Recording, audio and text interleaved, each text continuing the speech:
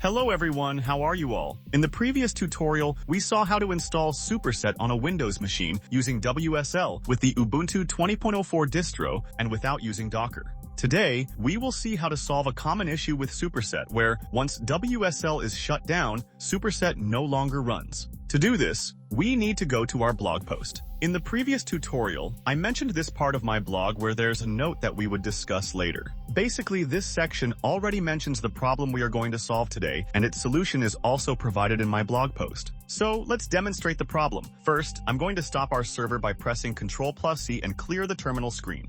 If I run the command superset run, it nicely runs Superset because I haven't shut down the WSL yet. Now, I'll stop my server again and also deactivate the environment variable by running the deactivate command. After that, I will exit WSL by pressing Ctrl+D. Right now, I am in my WSL root user. From here, pressing Ctrl+D again will take us out of WSL and into Windows PowerShell.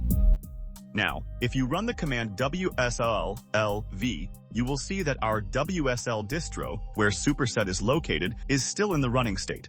So we need to shut it down. For this, we can run another command, which is WSL Shutdown. So now we can run our previous command again to see if our WSL has actually shut down. Now you see that the WSL, where our Superset is located, is now showing as stopped. So now we will mount this distro again. For this, the command we will run is WSL-D Ubuntu 20.04. So, according to our blog post and how we installed it, we initially have a folder named app here. So let's navigate to this folder. Okay, then here we need to activate our virtual environment. For this, we will run the source command, which I showed in the previous tutorial. As we've seen before, whenever my environment variable is active, if I run superset run, it should work. But sadly, it won't work now. It's saying, could not locate a Flask application. Use the Flask app option. This means it's asking us to set the environment variable again. But we did this once in the previous tutorial, right? As a result of the WSL shutdown, this environment variable setting has been erased. We can easily solve this problem by repeating the previous steps again. The problem is that doing this same task is quite annoying. If we want to solve this once and for all, we must follow the steps mentioned in my blog post. The default Ubuntu terminal editor is Nano, which is not very enjoyable to work with. Micro is an alternative text editor that is almost like a regular text editor and is a very feature-rich editor. First, I will update the packages with sudo apt update. Next, I will install the micro package using the command sudo apt install micro. This is a very interesting package.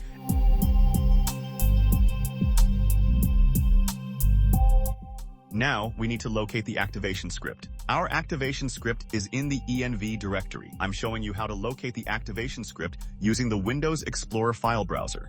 In Windows Explorer, scroll down on the left side and you will see a folder named Linux, where basically all our distros are located. If it doesn't work that way, then just writing // followed by wsl.localhost on the Explorer will also work. So from here, I'm going to the Ubuntu 20.04 directory. Then I'll go to Home, My User, then App, and here's the env directory.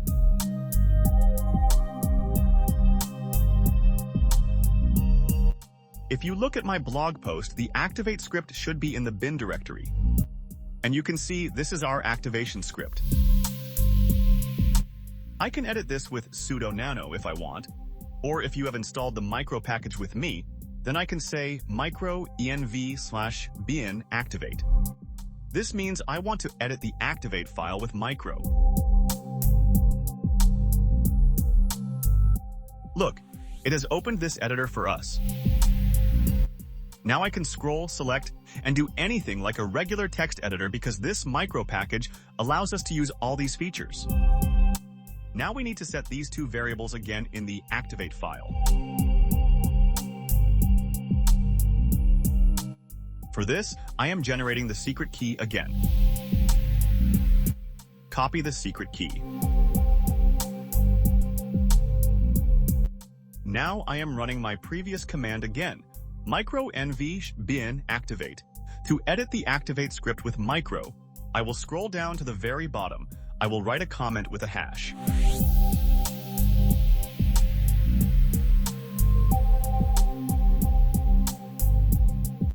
I will copy the two variables from my blog post and paste them by right-clicking in micro.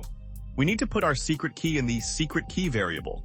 So, if you press Ctrl+Q, the micro editor will close. And it's asking us if we want to save. I will say yes. This secret key was not copied somehow, so I can generate it again. I can copy this by right-clicking. And then I will go back to our micro editor because I didn't paste the secret key there. Right-click and paste it here. And you can save it by pressing Ctrl+S if you want. Then you can close it by pressing Ctrl+Q. Great! So now I won't have to activate this part anymore. Even if I shut down WSL multiple times, I won't have to set this up again. So to activate it, if I still run Superset run, you'll see it's not working because we need to deactivate and then reactivate our virtual environment so that the changes that we made can start working. Okay, I deactivate the virtual environment by running the deactivate command. Now I will activate it again by running the source nv-bin activate command. Logically, it should work now. Yes, it is working. And now, no matter how many times I shut down WSL, it will work every time. This was basically our tutorial for today. If this video helped you out, please do share it with anyone you know who might be running into the same problem. Thank you for staying with me, and good night.